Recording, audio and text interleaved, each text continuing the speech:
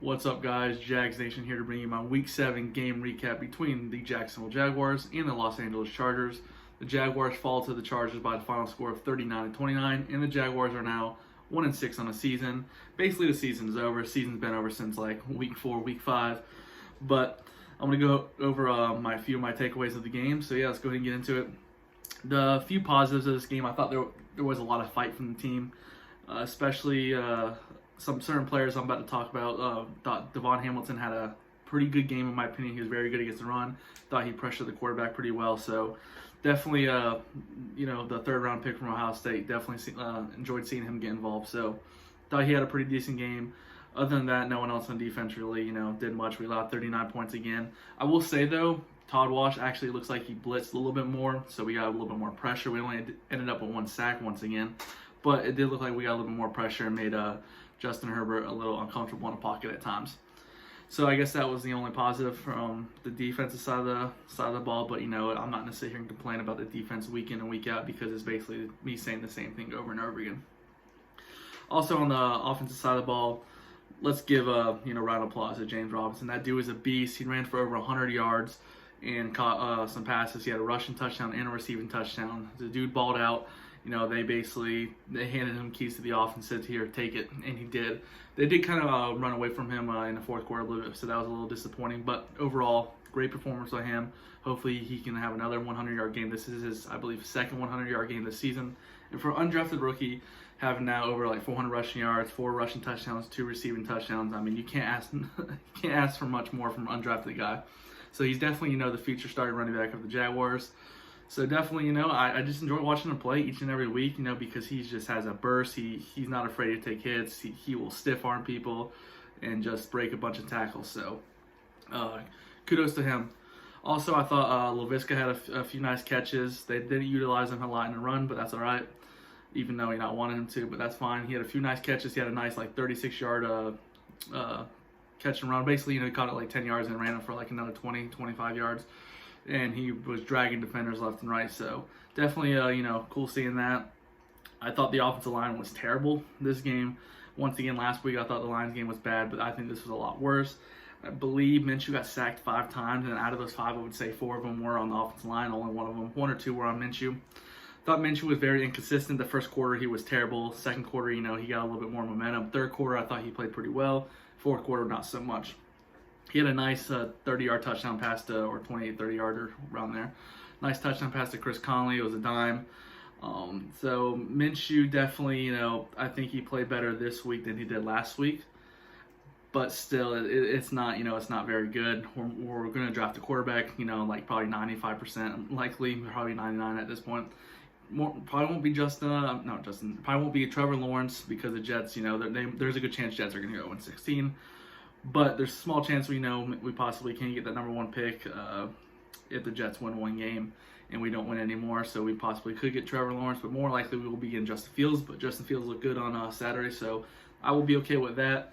Looked like DJ Chark he did have 2 drops, but they weren't very good passes. But he was open on some passes, and Minshew overthrew, underthrew him, and you can just tell he's getting frustrated. And that's becoming a problem, not necessarily like a locker room problem, more so of a connection between him and Minshew, because last year they had a great connection. Now not so much. They don't have a connection at all. And you can tell Chark's getting frustrated, and it's understandable, to a point, because when he's open and he's not getting the ball, or he's thrown the ball to him and it's overthrown or underthrown and he can't get the ball, he has every right to be upset. But definitely Minshew had a better game than last week, but still, he's not the future quarterback of the Jaguars. Starting wise, he could be the backup or, a starter for another team. But definitely saw improvements from him, but just more, inconsistency. We didn't really take any deep shots besides that, that 30-yard touchdown to Conley. And we had some, some other few not so deep shots, 30 yards, but nothing 40 plus. Gruden's play calling lately, I haven't been a fan of, but I would say, sticking to the run this game, I was definitely a fan of.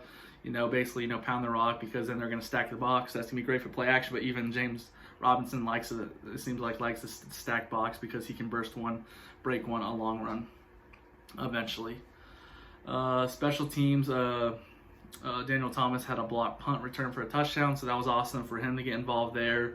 Unfortunately, D.D. Westbrook had two when on the kickoffs, he had fumbled one kickoff, and the other one he got hurt. It looked like a leg or knee injury. He's probably out for the season. He looked like he was in pain. They said it was graphic, so they couldn't show on TV. He got carted off, so thoughts to him that he can heal up quickly. I know he is definitely probably trade bait, more likely, or just was going to get traded in the offseason or cut. So, this DD's last year. Yeah, he was on the rookie deal, so he's probably going to walk, or they were going to trade him. But, unfortunately, it sucks he got hurt, but we do have other receivers. He was basically inactive on most games except for like 2. This one and the Dolphins game are the only games he wasn't inactive for. But yeah, so hopefully he gets better. Sidney Jones left with an injury, so hopefully he's good to go for not next week, but we have a bye this coming week, but the following week against the Texans. Like I said, I saw a lot of fight in this team, and that's what I like to see because I'm not someone that's I'm not in a root for my team to lose, but I'm like okay with it at this point because that way we get a better draft pick, chance to either get Trevor Lawrence or Justin Fields. So just show fight and just show these young players growing and getting better and better. I did like I thought Josh Allen had an okay game. Looked like he had some pressures, no sacks. He also dropped back in coverage a few times, so that was definitely cool to see. But Jags 1-6 on the season. Us and the Texans are the bottom feeders of the AFC South. We both have a bye, I believe, this weekend. Well, I know we do. I believe the Texans have a bye. So then we meet the following week, and 2 1-6 teams. Who's gonna go to 2-6? Who's gonna go 1-7? Probably gonna be us going to 1-7, and then I'm not gonna make a prediction. I guess I will.